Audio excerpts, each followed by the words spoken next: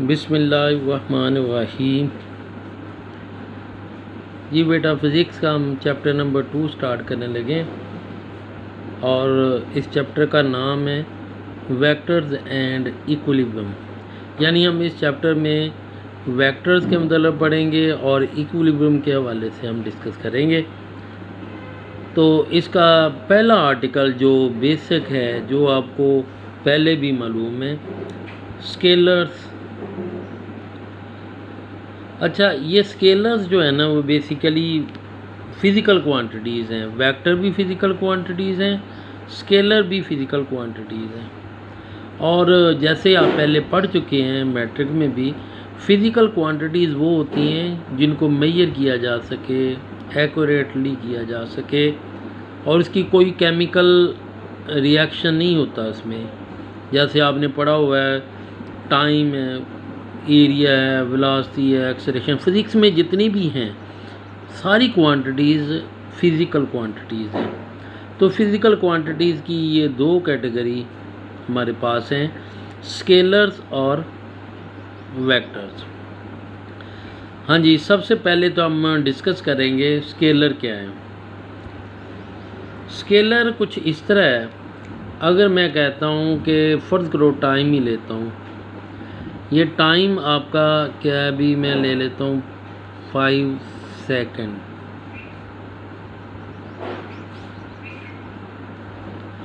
अच्छा, अब 5 क्या चीज़ है इसकी, ये मैग्नीट्यूड है। 5 क्या चीज़ है, ये मैग्नीट्यूड है। और ये जो सेकंड है, ये इसका क्या है, प्रॉपर यूनिट है। जो इस टाइम के लिए यूनिट चाहिए वो यूनिट है। तो इसके अलावा इसमें और कोई चीज़ की ज़रूरत नहीं है। टाइम की वजाहत के लिए ये 5 सेकंड हो गया है, 5 होगी इसकी मैग्नीट्यूड और सेकंड हो गया इसका यूनिट। तो तय हुआ, ये वो फिज़िकल क्वांटिटीज़ हैं जिसमें दो चीज़ों की ज़रूरत होती है, मैग्नीट्यूड की और यूनिट की।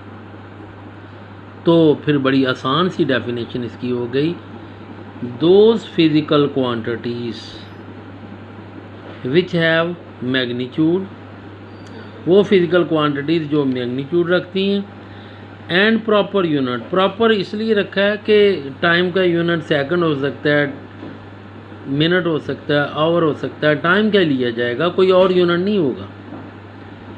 Proper unit are called scalars. वो फिज़िकल क्वांटिटीज़ जो मैग्नीट्यूड रखती हैं और कोई प्रॉपर यूनिट रखती हैं, उनको हम स्केलर्स कहते हैं।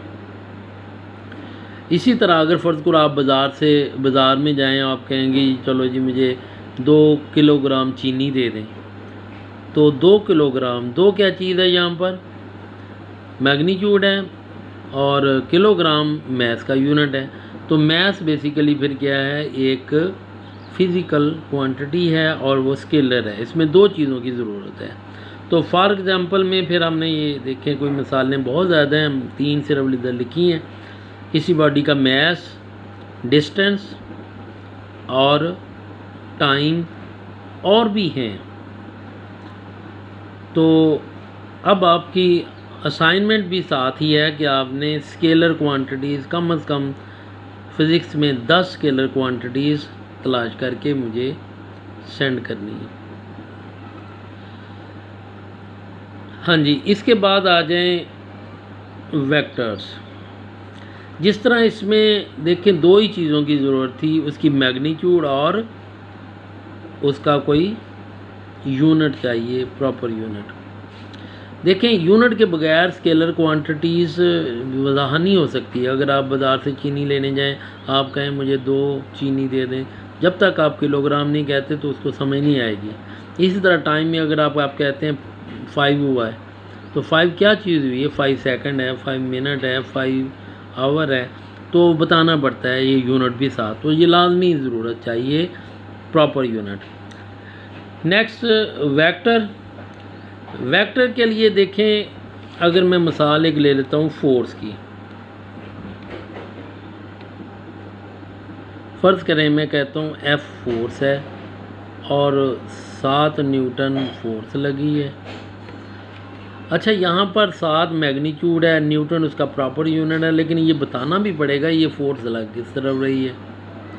तो मुझे बताना पड़ेगा ये लग रही है, फ़र्ज़ करो मैं कहता हूँ ईस्ट की तरफ लग रही है,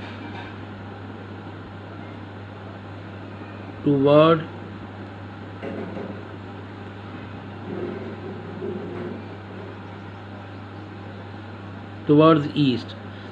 अच्छा, अब ये मशरक़ की तरफ लग रही है, ये इसकी डायरेक्शन होगी।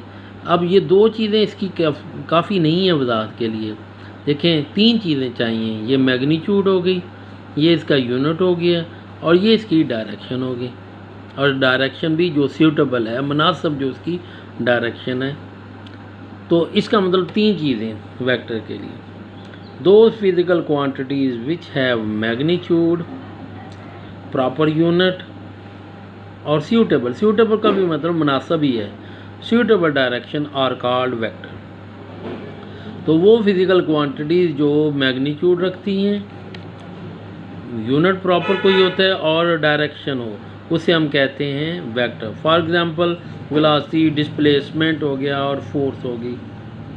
ये और भी हैं, आपकी असाइनमेंट ये है कि 10 वेक्टर क्वांटिटीज़ को आपने बताना है मुझे, कोई भी 10 क्वांटिटीज़ फिज़िकल क्वांटिटीज़ जो वेक्टर्स हैं उसकी बताना है।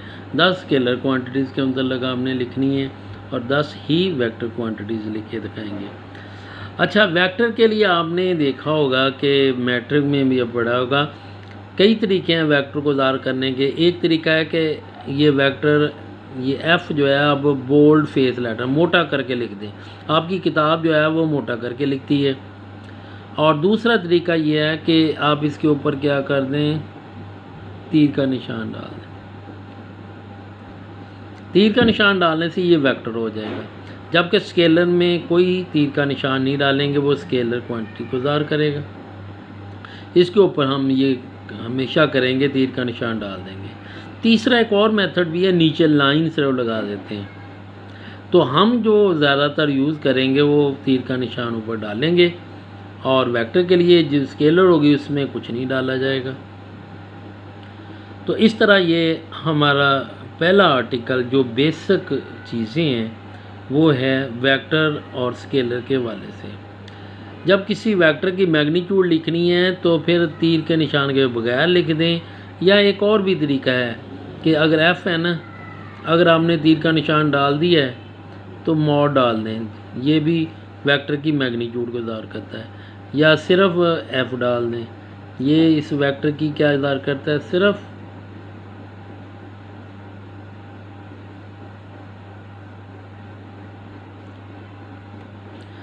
मैग्नीट्यूड को ज़ाहिर करेगा। तो तय हुआ, किसी वेक्टर की मैग्नीट्यूड लिखनी हो तो बगैर तीर के निशान, या फिर आप तीर का निशान डाल दिया है तो दोनों तरफ मॉड डाल देंगे। जी बेटा, ये तो बेसिक डेफिनेशन जो आपने पहले भी पढ़ी है, ये अब आपने डिस्कस की है।